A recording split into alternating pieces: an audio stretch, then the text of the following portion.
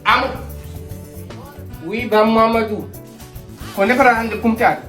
Je me prépare du bœuf bourguignon là. La ilaha illallah. T'as eu qu'à tout bas, toujours. Pas un temps encore au bar. Dès qu'on a ñebbe tew anni nangudo e do ñebbe gummi ko ha boti jawe pare ngesa mumba kanyum neddi mi e do ñebbe ene wonde basalle bada hen ha welo to dum benni o do fata ummi ko ha morten fayol ba ene wonde kumbi kanyum en neldim sa fata e addu sa ko mi ardani ko te tan kadije ne umro takambe abdul kadije ja nangudo ndefa na xam ñebbe haala do haala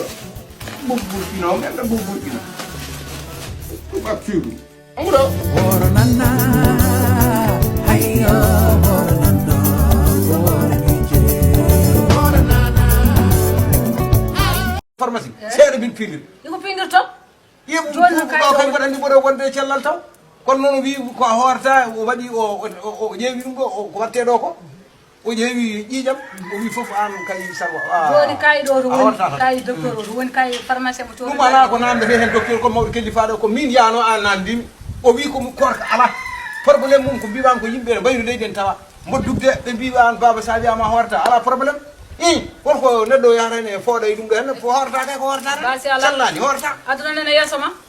sa sellani ma yimba gandu sa nyawdo kadi ma yimba way kono ma taw ko kalmi do ko way kono ma taw wana non yaaru docteur to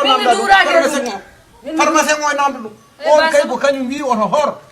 ngarto wi do ko mbodo jibi a burani yimbe be fof a burani aduna on neddo de suura rafi mum ko diine Allah ndudo lewru so wana mo de beyti ala fulbe ne ke wiide ko dental poli jeeyi dango te kala ko yana ko holantake kala ko rendi hula hesse itene gedal tegi fulbe mbi ko juude didi cododirta ne laaba bandirabe musibbe teddube hedibe ngodo erango ko erango fulbe fof ne potiri no be garata be wada soutenir sen men Pindi TV Pindi gaddowo kaburuji Pindi gaddowo mogoji Pindi jubbinowo jewte pattam lame taw ko pindinoji tindinoji kirjinoje rendo fulbe fof ne fotiri dum non ene wayno sen mabbe ko wada piraté caggal no be kedi 258,000 abonnés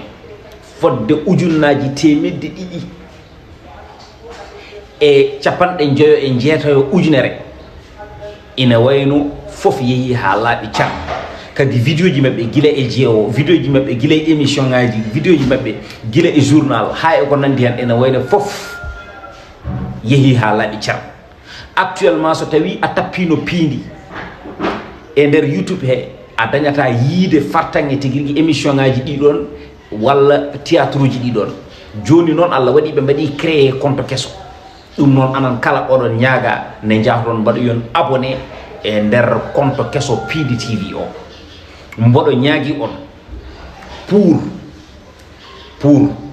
enen kala mbawen tigirgui yuɓɓinde hunde nde yuɓɓande foti yuɓɓirde ni walla pour Pindi wawa yejjide ɗum walla pour rendo fulɓe ngo wawa yejjide ɗum ɗo e nder une semaine mboɗo ñaagui on ne jahaton mbaɗen abonné haysino ko maximum 1 million d'abonnés kadi soɗon mbaɗa abonné woto jejjite ɓoƴƴude e cloche de notification ne tawno Pindi eɗen gandi Pindi ndi layino eɗen gandi kadi Pindi tigirigui ha joni fuɗɗinomo jibinde ne tawno ko goyenno ɗen gila duɓɓe e kitale ko Pindi ari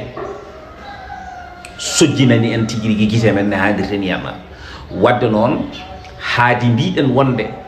ko juuɗe ɗiɗi coɗodirtane laaɓa haadi mbiɗen wonde ko dental ɓuuri ceeren haadi mbiɗen wonde pour mbawen yoltude hujjaji men alay saago ko jaɓen jaggodirde yiɗodirde ittodirde kumpa e wallodirde ɗum noon Pindi koko wallata rendo fulɓe enen foof jehen balloyen Pindi ne tawno Pindi golle mum tengtini golle mum payodini tigirgui e nder leñol ngol ɗum noon bandiraɓe fulɓe tinnoɗe jeehe mbaɗe Pindi TV mo on ji sen mabɓe kesso o mbaɗon hen abonné mbaɗon partagé kadi mbaɗon obligé woɓɓe ɓe ne mbawata wadde abonné e nder chaîne Pindi TV kesso o ne tawno Pindi waɗani mérité ɗum ɗo Pindi ko liggi e nder leñol ngol kon ene satti hande chaîne liggiɓe ɗum e nder leñol ngol ɗum noon mbaɗe abonné